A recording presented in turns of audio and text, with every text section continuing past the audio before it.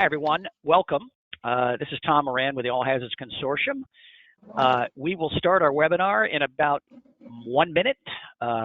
We've got our panelists ready in queue, and we'll give another minute, and we'll go ahead and start. Thank you for taking the time today. This is a very exciting opportunity for public-private partnerships, as well as a way to operationalize research and information quickly.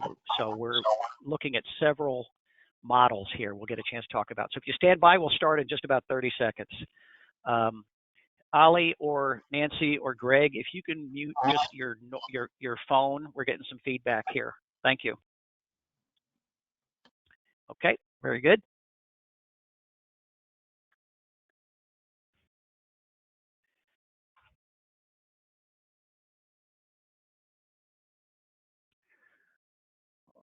Okay, welcome everyone. As people are logging in, we'll start in about 15 seconds.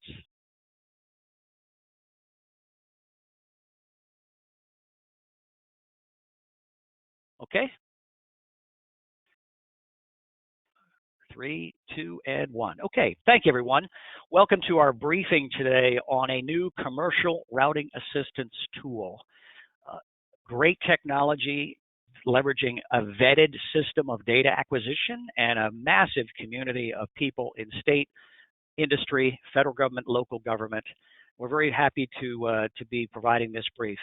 So with just some webinar administrative comments. First, the webinar is being conducted by the All Hazards Consortium, a nonprofit 501c3 formed in 2005 by multiple state emergency managers and homeland security directors. Its mission is really building public-private operational partnerships with industry and government at the state level.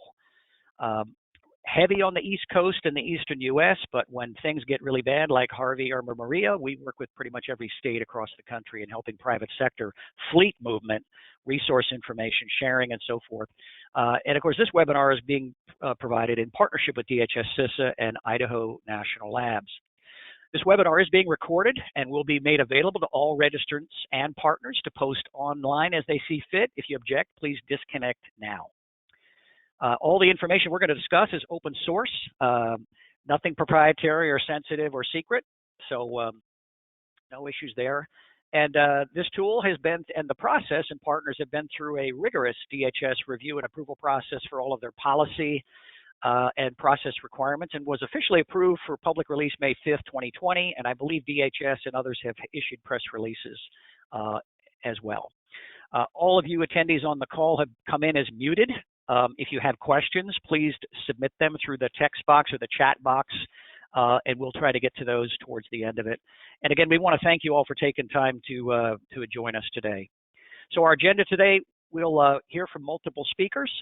I wanted to make sure we covered a couple background issues as how we got here.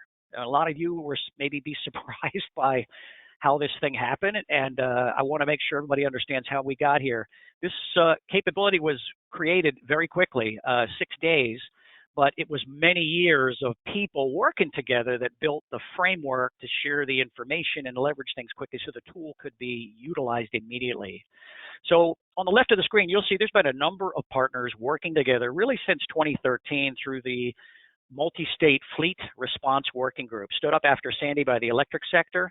It is a nationwide collection of public and private sector stakeholders that have been developing transportation information sharing products since 2013.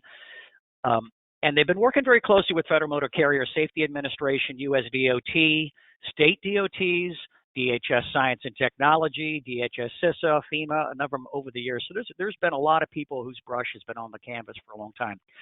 Well, COVID struck, and that's what brought us together on this initial planning and problem solving, and it leverages a thing you're going to hear about called the SICE, which is a legal framework developed by the private sector underneath the All Hazards Consortium, designed to protect private sector information so they can share it with each other on a use case by use case basis and with states and the federal government. And the partnership there that brought the tool together was really Idaho National Labs and DHS CISA. The consortium and the SICE are handling the people, the requirements, the aggregation, the meeting, so forth. But the technology was really designed by INL, and you'll learn about that in just a minute. And of course, DHS CISA played in a very important role on a number of fronts, which we'll get into in just a second. So I just wanted to make sure we talked about the background here and how we got here, because as we were talking, a lot of you may or may not understand what happened here. So what I'm going to talk to is this little drawing, and then we'll jump into our context. So on the left, you'll see information from 2013 to 2020. The consortium and the SICE have multiple work groups and committees that have been working on multiple use cases, primarily with industry and states, and focusing on emergency management and DOT related issues. And you can see the list of partners there. The I-95 Corridor Coalition, Federal Motor Carrier Safety Administration, US DOT, state DOTs, not all of them, but many of them on the East Coast, DHS CISA, Transportation Research, AASHTO, American Truck Association, along with FEMA, DHS, CISA, S&T, NASA, NOAA, USGS, and of course the electric sector, food, comms, transportation, fuel. All these folks have been working together over the years, and there's even a group that meets every Friday and has been doing so for 5 years that are really working on operational problem solving with states. So that's been going on ever since. Yeah, Greg? This is Ollie. I'm not seeing the slides advance. I wonder if there we go. Oh, there we go. Thank you. Thank you. So the left side is what's been going on for quite some time. And we even create a little video that'll explain this chalk talk better. But when COVID struck, the first thing the private sector needed was a way to aggregate vetted information. So by working with partners, dozens of them, there was a mechanism established on an ESRI platform to aggregate declarations, waivers, executive orders, transportation guidance, other guidance, curfews, closings, restrictions, a number of things. I think each state issued about 40 documents each, it seems, for COVID, which caused major commercial impacts on a number of fronts. So very quickly, working with Idaho National Labs, INL came up with this idea. Let's take that data in the SICE and let's put it into a tool that can visualize it very quickly. And they did a fantastic job, developed the algorithm, and very quickly this app aggregates hundreds of documents in a second, and provides a daily, kind of multiple routes. You'll get a chance to see it in action. It really has been I think a tremendous thing for the private sector. It's updated daily by the SICE community. So every evening, all these new documents are read and fingered into the SICE, the tool that aggregates that and displays it very quickly. So the long-term vision here is to have the private sector sustain this over time. Nothing's going to survive alone with federal, grant money or things like that. We've learned that over the 15 years we've been around. So the consortium will work with private sector to do that. And they're already working on further uses for this capability in hurricane season, wildfires, earthquakes, and things like that. It really was designed to help the driver or the logistician get information quickly, remove the fear, and stay compliant with government regulations that had to be put in place to stop the spread of the virus. First up, after that, I wanted to make sure Nancy has been working with all of you. She knows most of you, I would think, Nancy, so I wanted to provide Nancy an opportunity to provide opening comments. So, Nancy, go ahead. Hi, Tom. Hi, everyone. Thank you so much, Tom and Ollie and Greg, for working with me to put this on. You're right, Tom. It was a little bit of a surprise, but a good news story. The people that we have on the line that I invited, and they may have forwarded my invitation to others, so I can tell that there are some state folks out there. I did invite AASHTO and the Transportation Research Board, as well as reps from the Highway and Motor Carrier Council, which is part of the transportation sector under the National Infrastructure Protection Partnership Framework. So we have folks from DOT headquarters, state DOTs, industry, TSA, I mentioned the Transportation Research Board, and others, because I allowed people to go ahead and forward. So we're here to listen and understand the background of the tool and allow folks an opportunity to ask questions and see how we can contribute together to make this a very useful tool for everyone. So good job, and I'm going to turn it back over to you, Tom.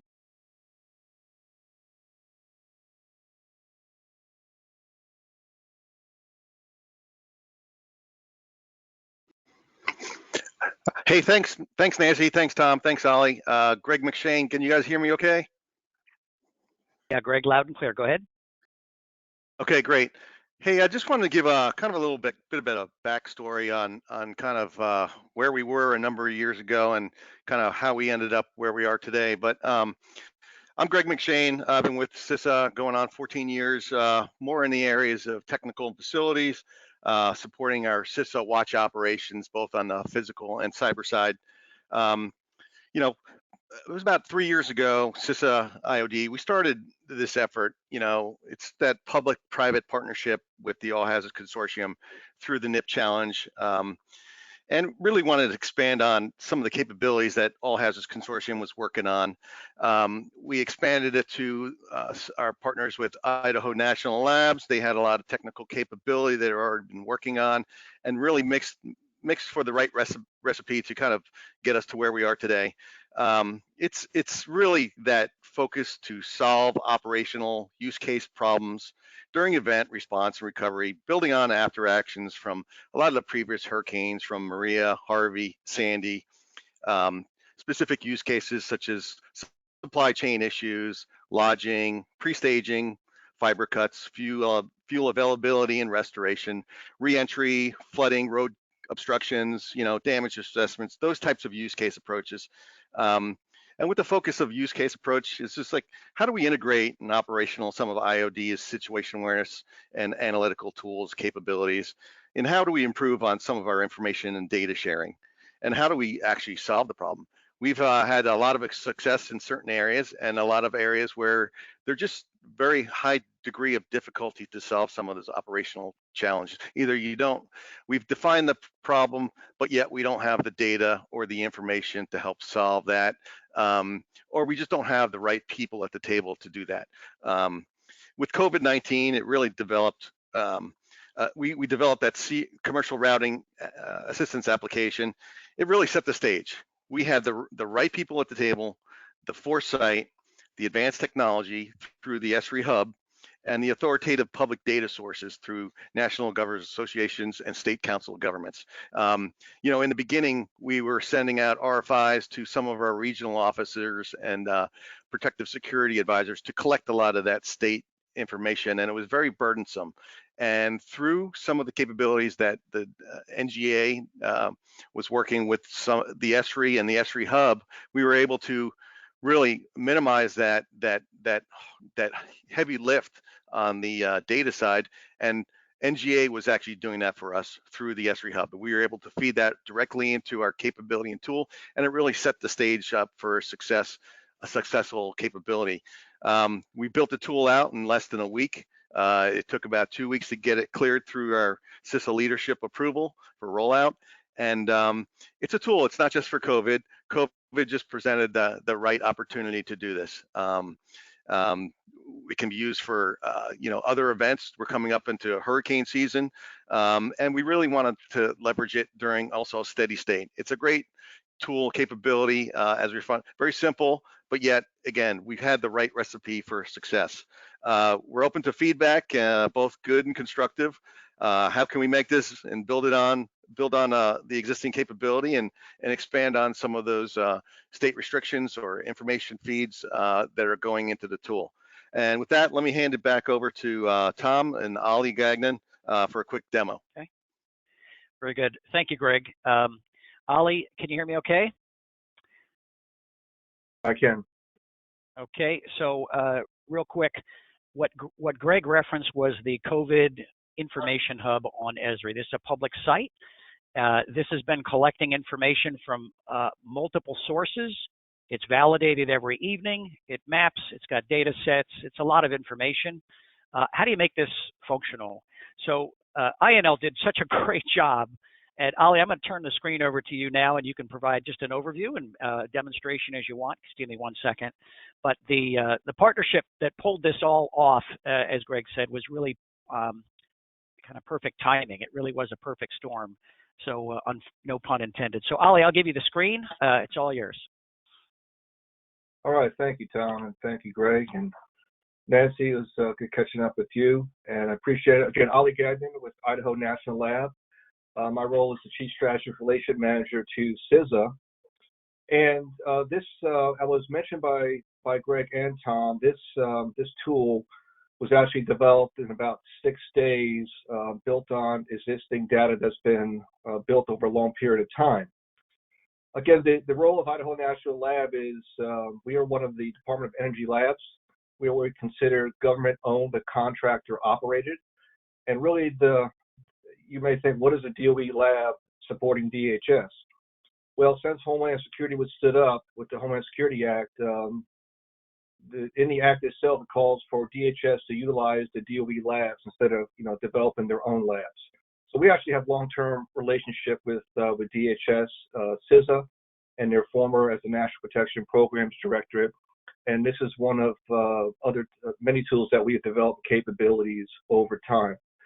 First, I'd like to, again, we built this over 6 days, and I'd like to point out our core development team, which is Tim Klett, Mary Klett, Michael Overton, and Rob Etzel, were really the key people that built this capability. What our role here is bridging that gap between the data source and CISA's role in rolling out something that would benefit the greater critical infrastructure community, and make sure we can operationalize the information to provide value. In this case with COVID-19, but it already has applications for other types of incidents and disasters. So looking at my screen, if those who have maybe had a chance to actually go into the tool and play around with it a little bit, but I'll give you kind of a quick overview of it. You can also, there's a demo already on the All Hazards Consortium site, and we'll be soon putting a training video, overview video on our site that you see here. So the site I'm on is cra.ino.gov, and this is the landing page, and what you are is in the overview screen, and basically you have 4 main areas besides the overview, which is the map route, the state information, detailed information, and summary information. This landing page kind of gives you how to use this website. Once you use it once, you'll see it's pretty easy to use. I do want to point out that this was built so it renders nicely on mobile devices, your iPhone, your Droid. It also obviously for desktop, and that was one of the user requirements, was to make sure that someone sitting in a dispatch center or an organization on a desktop, or someone sitting in a cab of a truck on their mobile device, such as an independent trucker, can use this and get the same type of information. So I'll move now to the map the route, and this is using the Bing mapping capability, and I'll just simply put in a route from Los Angeles to Philadelphia. Okay, you'll see once you map the route, it will give you based on the primary route, which is in the darker blue, and it will give you actually the alternate routes also. You'll notice if I were to change the route, say if I want to take the southern route, if you watch the information on our left, which is summary information, you'll see that it will change based on the route. This is kind of an overview snapshot of some of the things that might impact the movement along that particular route. If I go to the north route,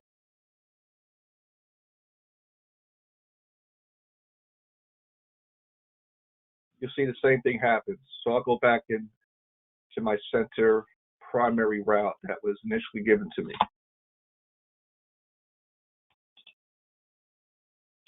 You also have the capability to drag your route. If you wanted to drag your route, say, a little further north from the primary route, you can do that, and the information will update accordingly. You also have the ability to add destinations. So in this case, if you want to start in California, Los Angeles, but you had to stop in, say, Detroit, Michigan, before heading to Philadelphia, you can add those routes as part of that. So again, this is the first part of is mapping your route. Then you can go to the state information tab, which you see renders a different view, and essentially gives you your route. As you see, it's highlighted the route that was provided, In this mode, you can also change your route. So let's say that I wanted to actually take my route through Colorado, through Kansas instead of going through Texas and Oklahoma. I can do that, and the information will update. I'm going to get and put it back for my primary route. So you can change your route here to review the information. The main bits of information that you'll get are two types. First of all, you have the trucking and routing information, which is by default highlighted, but also government actions. And I think this is one of the values of the capabilities, that not only are you looking at things such as weight restrictions and CDL expirations or extensions, but maybe I also want to know that is there limitations on gathering? Do people have to wear face coverings? Is there a state emergency declaration in effect? You can select that information and tailor that the way you wish. So in this case, I'm just going to start with the truck routing information. And you do have a drop down. And you see all of them are defaulted, but let's say I don't want certain information such as testing restrictions. You can remove that and the information will update. In this case, I'm going to show you that I'm also going to add, since we are in a COVID-19 situation and in the future could be a hurricane situation, I'm going to add the government actions and turn off my trucking. And then now my drop down, I can start selecting things such as, is there emergency declaration? Is there a curfew in effect? Are they requiring cloth face coverings as part of that state restriction? I do want to point out that the information in this initial rollout is at state level data. Obviously, we already see the need in future versions where if I'm in Florida during a hurricane and I want to move from Miami to Pensacola, the county information and local information would be very valuable. That's not part of this version based on this immediate need to roll out this capability. So again, you can change your data sources. I'm going to go ahead and add back the truck routing so I have a little bit more information on my screen. In this particular screen, which again we're in the state information tab, you'll notice you'll get kind of a subway map that kind of shows you based on information I selected what potentially the restriction level is. That's just a quick graphic to show you that, but you can actually scroll down a little further and show based on those data sources what those are. Again, a snapshot to kind of give you that view. If you want to get further into the detailed information, you can click on the detailed information tab, and the same information that you just seen based on the route, and the route that you're seeing the state goes from the origination to the destination. We start in California, and we're heading to all the way further, through New Mexico, Pennsylvania, all those different states. So this is your detailed information tab. If you want to actually go to a source, there would be, if the source is available through a hyperlink, you can go ahead and click on that and it will take you to, in this case, the California DMV website, which was the data source. You also have the capability based on the information that's shown to export this in a spreadsheet format by using this functionality, export to CSV. So again, you can tailor the information based on what your needs are, based on your particular, your route and what you'd be interested in. And then the final tab shows you the summary information, and basically that detailed in more of a screenshot and summary format of each of these. And you can actually click on those and actually take you back to the state information. And now I'm only showing the SDLA closures. So again, very flexible. We think pretty user intuitive to be able to look at the information, and you're able to map the information and get that in a very quick format based on the information, as Tom pointed out, being updated on a daily basis. So with that, Tom, that's a very quick overview, but hopefully it's enough to drive any questions that may come from the group.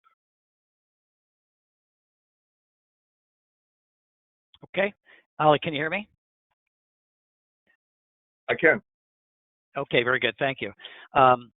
So you've seen kind of a demonstration of Rev 1. There's a lot of questions in the question area. Great questions, by the way. Ollie, some of these were, do you consider bridge information? Is that being considered now, or how would we integrate bridge, heights and things like that down the road? Maybe you can address that real quick. Sure. I would put it this way: if there's a data source available, it can be integrated into this tool and visualized.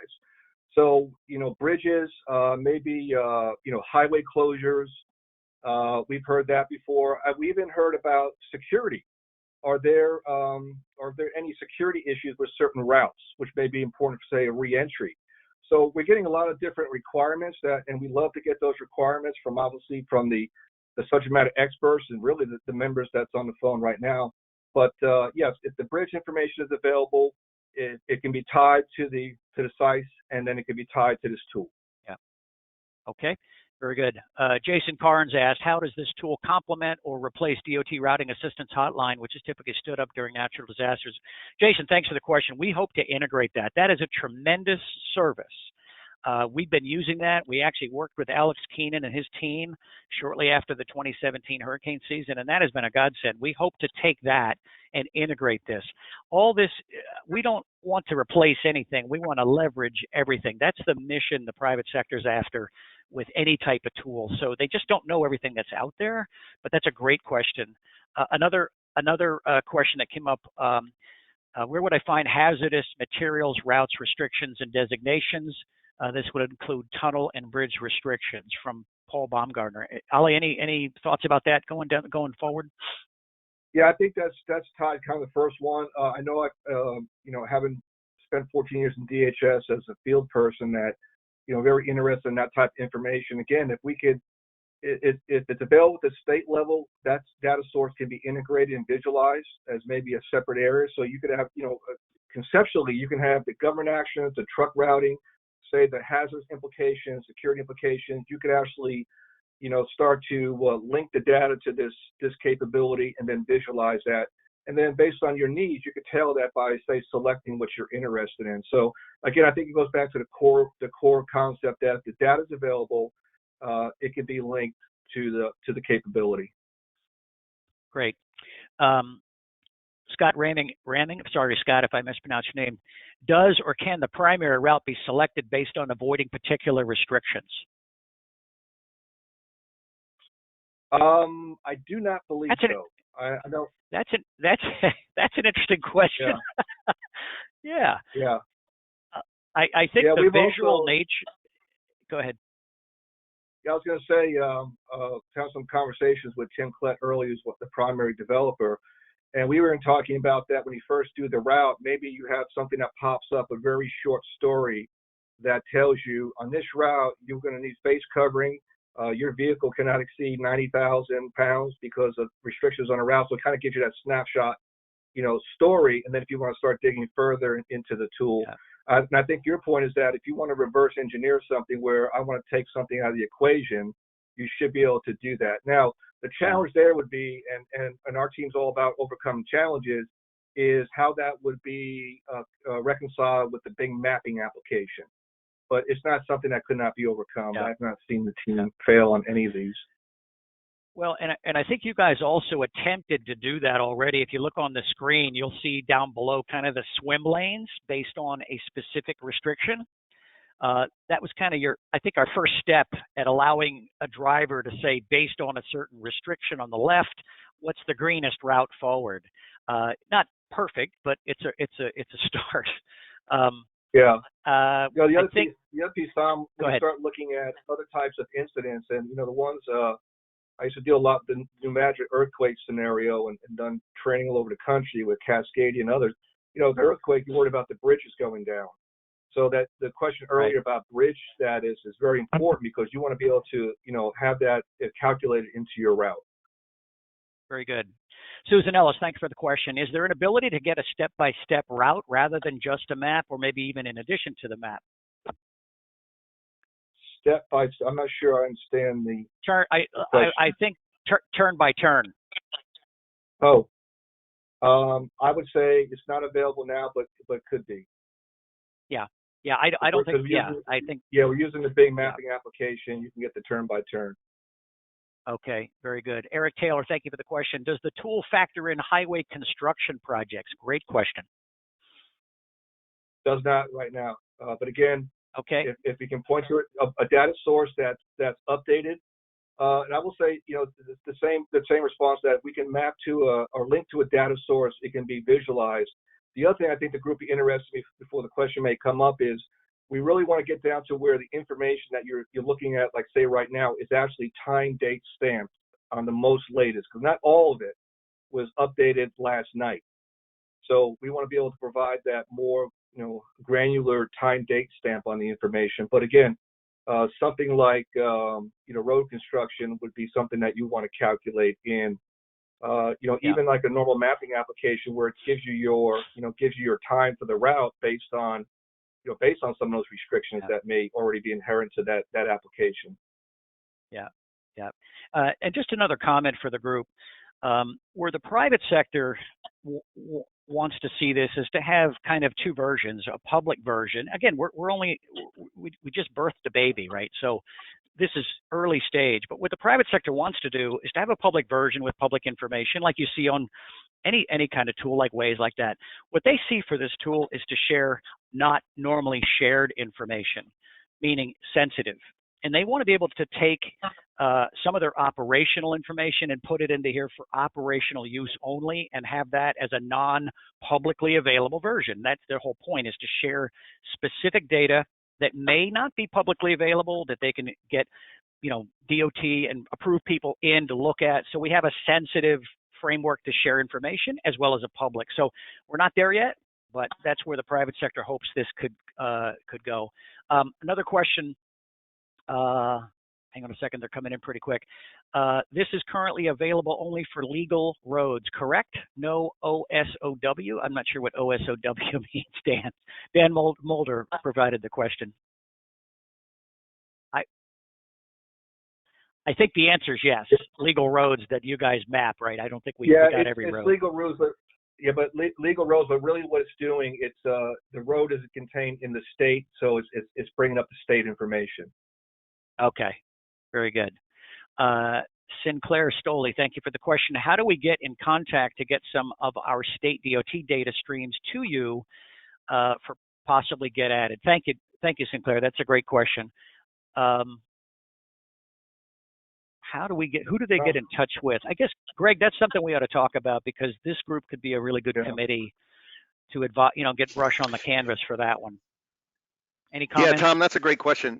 That's a great question, Tom, because what we really would like to see is how can we best fit and complement this capability into other capabilities that DOT may have, FEMA may have, the NRCC, during an event and during steady state. I think that's a great way to position us into a win-win situation for sure. Yeah, very good. Great. Jeff Purdy, thank you for the question. Does the route follow the national network for trucks? The short answer is it follows the Bing route that's provided, because it's tied to the Bing mapping application. Yeah, I'd like to learn more about. Yeah, I would say there's really no limitation on if that's an option and the data is available. That can be built into the tool. So say you want an option of the routing, certain routes based on a data source, you could do that. Okay, very good. Dan Mulder, great question. If the system can integrate with our state 511 system that has current system restrictions, who bears the cost of facilitating the state integration with the system? Great. Yes, great question. Ollie or Greg, you want to take a shot at that? Yeah, I'll probably defer that to our tech team, but I would say that, well, Tom, let me ask you this. The data source that we have now, these were simply APIs, correct? Linkage. So I don't know, it may be a one-time setup as the data is updated. Yeah. So I think it's a matter of access and building the initial connection. Yeah. But once that's done, at least my understanding, there was no reoccurring cost to that. Yeah. So Dan, let us ponder that one. That's a good one, because the whole idea of this is to create a framework that can be public and private investment. The private sector is not going to ask government to shoulder everything on this, right? They benefit from it, and they are helping design it. But Dan's asking a great question: is who's going to bear the cost for that? And that's something we need to look at, a business model that can support both. Tina Sanders asked a question, was truck configuration used for the routing? Curious if OS/OW 53-foot trailers taken into consideration, otherwise great info and info sharing. Was truck configuration taken in? I'm not sure that was, Ollie, but you would know. No, just the basic ones that you see on there, as far as the overall weight, those type of, Yep. license extensions, or CDL medical waivers. So, again, Right. if that's a data source that provides value, and I would say too about the business case, if it has national implications, that's going to be a strong business case. This question and the last question, as far as data sources. So, yeah, and just a comment, I was fortunate enough to be invited to participate on a DOT working group. It was called the Emergency Route Working Group. It met a lot of people in trucking and AASHTO. It was basically an advisory group got together to advise DOT, to advise the president on some of this. And overweight, thank you everyone for your comments on oversized overweight. This was a big issue. And we will probably look at that in a next phase, because what we came out of that discussion that we had there was electric utilities, fully loaded trucks were definitely under what was told to us in the committee. I forget what it was, 85 or 90,000 pounds or something like that. So they were within the margin of error. But this tool right now has an overweight, and I forgot, Ollie, what the data was. It was like 90,000 pounds was the state national. Yeah, please. That may be, yeah. So, but we do need to pay attention to this going forward. Great questions. Thank you for the oversight of overweight issue. That's a big issue in recovery, I can tell you. Next from Dave Huft, AASHTO Freight Operations Working Group is interested in working with you. Thank you, Dave. Randy Hoyt, is truck parking availability information included? Boy, that was on the drawing board. That was one of the first things that came up, Randy, from the private sector. I don't know if it's in here now, but that's a fairly straightforward one to add. Ollie, comments from your perspective? I would say that, based on the immediate need, the challenge of getting it out, the first version, that what we went with was the data sources that was the easiest to map out the gate. But that there's no limit on what you can do. The limit would be on how do you want to visualize this and provide so it's user friendly, and that's what our team specializes in. Got it. Hey Tom, let me add to that, because this was kind of in the early stages, we were just not only talking about parking, but hey, if a trucker stopped, where can he get something to eat? Where is the rest stop open, closed? Those types of things. Is there lodging available? Those food stops, and exactly those types of things. What do you need? It's all the dependencies and interdependencies regarding some of this capability. Yeah. Very good. Susan Ellis, thanks for the question. I see the benefit for industry regarding information to support their dispatch. It is my understanding that we are looking to use this future for DOT hotline to provide CMV routing during an emergency event. Susan, let's circle back with you. Yes, the answer to that is we're in early stage. This was put together very quickly. We see, as does the private sector, sees tremendous potential to share public information, but more importantly, private information. People say, well, what information are you talking about? We're working through the SICE. We can protect data down to the individual looking at it and for how long they can look at it. So we give an example. Electric trucks are moving from Texas to Connecticut for a winter storm. They want states along the route to know they're coming and help them get through way stations and toll stations quickly. The challenge is the states don't know where those trucks are. The contractors in the electric sector track those vehicles. Well, the vehicle tracking data we could get and share that with state DOT or emergency management officials so they know 45 minutes before they hit the border, the states know. That's sensitive information, truck whereabouts. That's one example. Inventory of certain supplies. They know what's on board these things. They don't want to share that because of competitive interests or regulatory. This is where the private sector hopes for this to go, is not just to do public information, but private sensitive information where they can share amongst each other with state DOT officials who are vetted, right? So I hope that gives you an idea. Gino Kohler asked a question, made a comment, 80,000 pounds on 5 axles is legal. Electrical trucks. Okay, thank you. Yes, usually have 2. Thank you. Jeff Purdy, The national network has routes designated for trucks on 53-foot trailers up to 80,000 pounds. A national map is available. And he provided the link. Jeff, thank you very much. I will forward that over to you, Ollie. Yeah. Sure. I think it's safe to say we've just touched on the potential of the transportation industry and information, both within commercial and within state. The purpose for this call is in big ecosystems like federal government or private sector, there's no way you can keep everyone up to date on everything all the time. And so that's why this webinar, Nancy, Greg, Ollie, we all kind of felt, hey, we need to get everybody on the same page. So hopefully this webinar was a first step. It's not going to answer everything, but at least we will have something to go back to. This will be recorded. I think we've got the end of our questions, lots of questions. We tried to answer them all as we get them. So Nancy, let me do this. Let me go back and maybe provide some, if there aren't any other questions or comments, we can wrap it up. That's fine, Tom. Go ahead. Okay, and Nancy, any comments from you? No, I would say, let's see, Tom. So this is Nancy Parmelo, Department of Homeland Security, the Cybersecurity and Infrastructure Security Agency. I forgot to introduce myself and say I handle the transportation sector in CISA. I would say based on the question, so number one, somehow we will get to those on this call, the remaining Q's and A's, Tom. This is sort of a question for you, and whatever answers we were not able to answer today. If people have any recommendations about wanting to have a further webinar or specialized focused meeting on this, I can certainly make the contact information available of me, Ollie, Greg, and Tom, and folks can reach you directly. Oh, somebody's emailing me. And if you think of something after this, go ahead and email us, and then Tom and his team will get the answers back to everybody. I'll huddle with Tom afterwards, Tom and Ollie and Greg, to figure out how to best do this.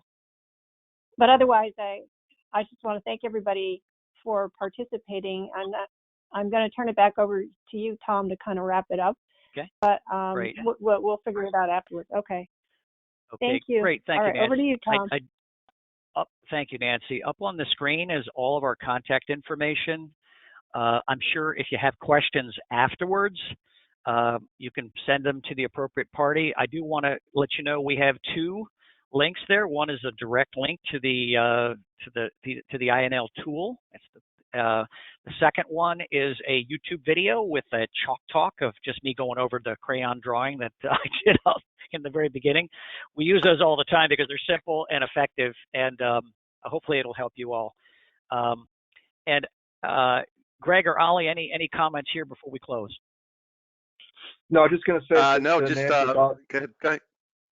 Go ahead, Ollie. Sorry, Greg. So yeah, I was going to say, Tom, that we have some of the development team, Tim Klett, on the call, and we'll get more refined answers to some of those questions that were provided, so we can get the questions, or we'll take a look at the recording and get some more, so we can get those out to Nancy and Greg. Okay. Yeah. Yeah. Very good. No, Tom, I just want Greg? to say thank you to everybody. I just want to say thank you to everybody, and look forward to working with everybody on this. And how can we make this better? How can we make it work for you? And how can we integrate some of this capability into your tools? Yeah. Thanks. Wonderful. So we did answer, or at least try to answer, every question that was typed in. If you have other ones, which you may, please forward them to the appropriate email that you see fit. And our hope here is to continue to evolve as we go into hurricane season and beyond. So we appreciate everybody's time and energy, and I think this will be a big canvas for a lot of brushes to contribute to. So the whole point of this is to create something both states and commercial entities can use to coordinate, and federal groups can use to coordinate together going forward and build on this capacity and capability in the future. So the idea is not to recreate something, is to leverage everything. That's the mission of the consortium's private sector body. So thank you all for attending, and have a great, safe week. This will conclude the webinar.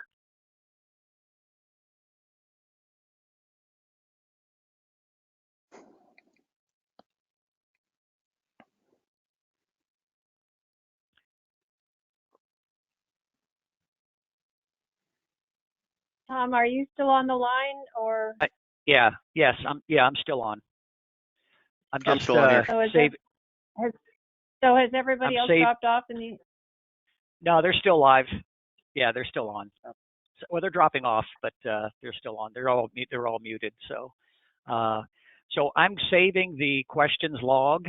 Okay, so we can keep that. We did get a chance to address all of them that were asked, but there's many that are not asked, as you know. So there's one that came in to me. Hold on one second. Okay. This was TSA. Okay. Takes a second before it comes up here because I'm on wireless. Okay. You know, there's still 13 people on. There's still 13 people on. Why don't I just unmute everybody? If you got a few more minutes.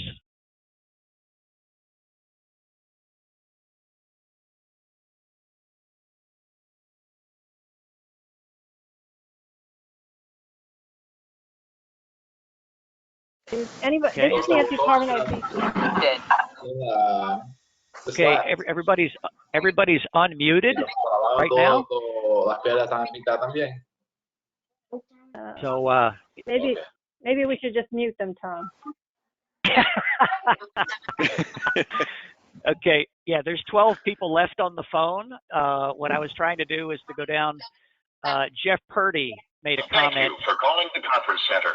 At any time during this message, please enter your passcode followed by. All right, hang on. I'll. Your passcode has been. Okay. Jeff Purdy, can you hear us? Jeff? Okay, he might have hung up. Okay. Well, we can circle back. Everybody's muted now, so we can circle back. Somebody asked, "Can I have a copy of the questions?" The answer is yes. Do we have a copy of the slides? Yes, it's in the recording. Okay, great feedback. Great feedback. So, okay, so I have saved the. Go ahead. Yeah, I'm going to copy and send you 2 trucking contacts that David Cooper at TSA sent me. He's the section chief for the highway and motor carrier mode. So I'll get that over to you. I'm sure people are going to write into me or somebody here, and they'll have ideas. Okay. But you did say AASHTO reached out to you. Yeah. Right? So no, AASHTO has a great number of work groups, as does TRB. So I think we got great partners we can tap into based on the use cases or whatever. So okay. Well, listen, I'm going to go ahead. Go ahead. Yeah. No, I was going to say, Nancy, you had requested another seminar next week or webinar next week. Did you still want to do that as well? Did I? Well. Yeah, I was on the invite or the original ask for this session and maybe something next week. But if this covers it, then I think I'm good with that. Oh no. Okay. Well, maybe I got confused. I mean, Tom's got 3 webinars and I just signed up for those. So I wasn't asking for something separate. I just want to see what the feedback is. I'm going to send you these contacts that I got from TSA, and then once you bundle everything up, I can get it out to everybody, or you can, I don't know, can you send it out to everybody that was on the that registered? I don't know how that works. I can give you the files, Nancy, and then you can send out the links and files from one source. Okay. Yeah, I can reply to all. Let's do that. Okay. Okay. All right. I'm gonna